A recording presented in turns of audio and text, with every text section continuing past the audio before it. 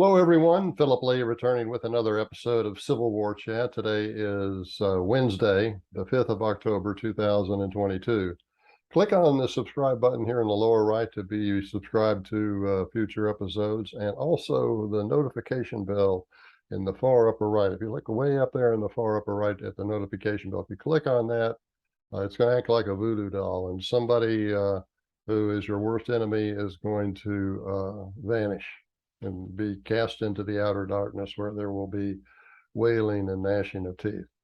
Okay, so today's topic is what would the deceased veterans think?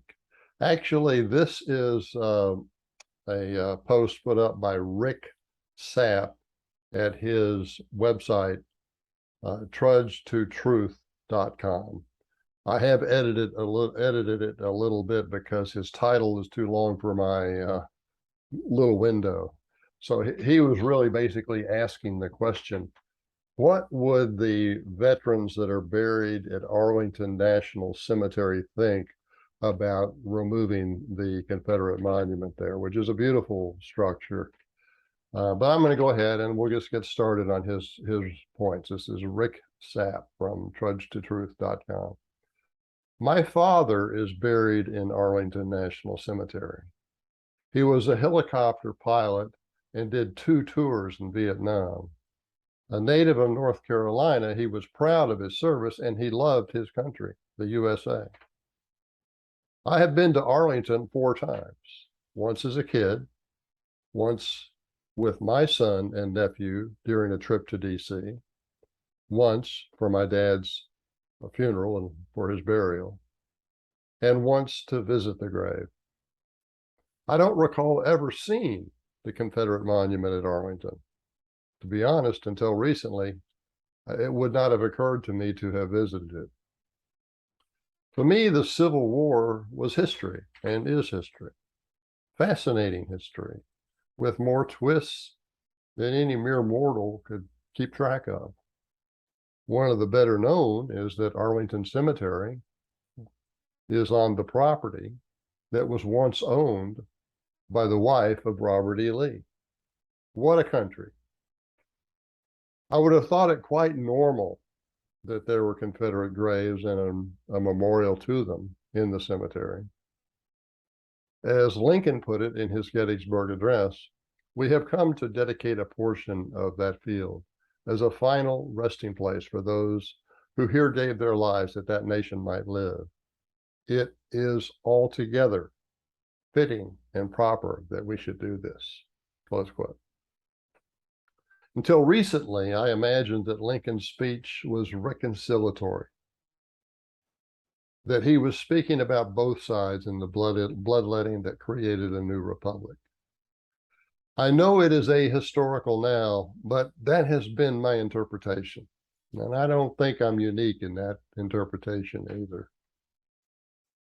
I've been wondering what all of the service members buried at Arlington National Cemetery would think about destroying the Confederate Memorial. What would Presidents Lincoln and Grant think? What would those veterans from World War I to Vietnam who fought and died with their fellow Southern soldiers think? I know what my dad would think, and the answer is clear. And it should matter more than what a woke retired brigadier general and a naming commission recommend. Okay, that's Rick commentary. I will make a few comments here. He's referring to, of course, the naming commission that is renaming all of the Army bases and is recommending also names, removal of certain statues and any memorials relating to the Confederacy.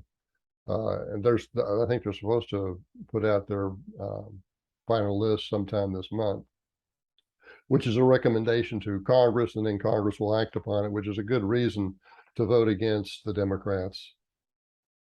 Not that the Republicans are universally good, but they're less likely to. Democrats are more likely to favor that sort of thing.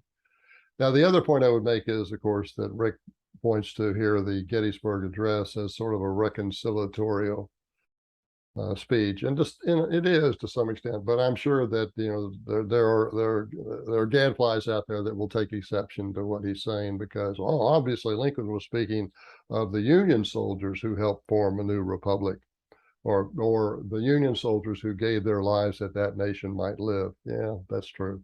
But don't forget, Lincoln was also the one in his second inaugural address who said that we should proceed with charity for all, or malice toward none, and charity for all.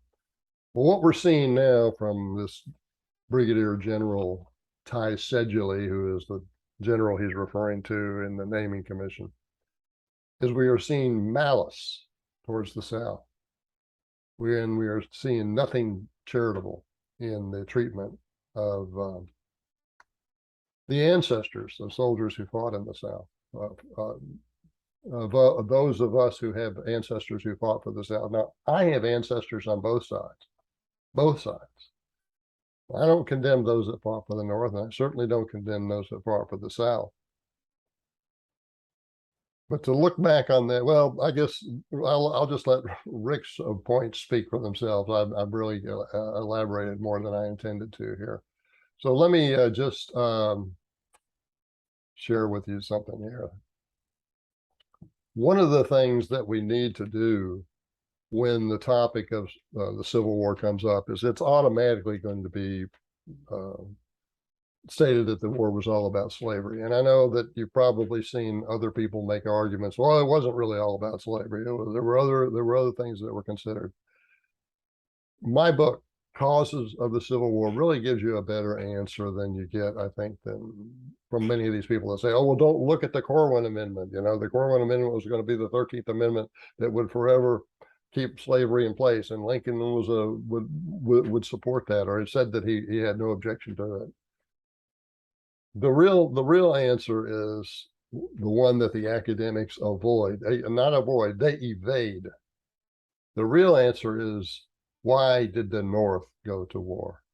They could have let the first 7 cotton states secede as an independent country. They may not have made it as an independent country and then come begging back to be re-entered. But the North went to war. They chose war. They could have let the South leave. They went to war for the key reason that they could see disunion being an economic disaster for them. The South, the cotton states in the South, could stand on their export economy. They may not have grown as well as the United States did thereafter, but they could have stood on it. But the North would have lost their southern markets.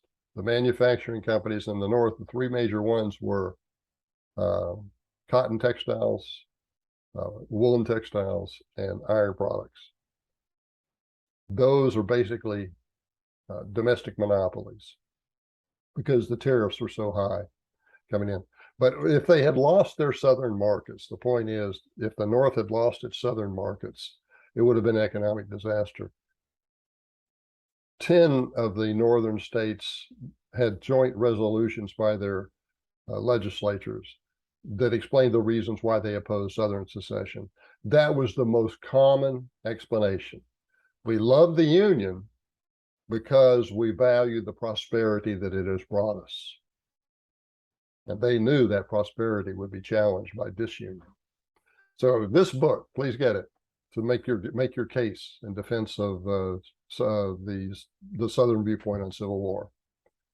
It's $22 at Amazon, $26 if you want an autographed copy from me. If you want that, just email me, Phil, PHIL_Lee, LEIGH @me.com. And I'll see to it that you get a copy. Okay, that's our show for today, and I want to thank you for watching. Let me just pull up my subject. See you next time.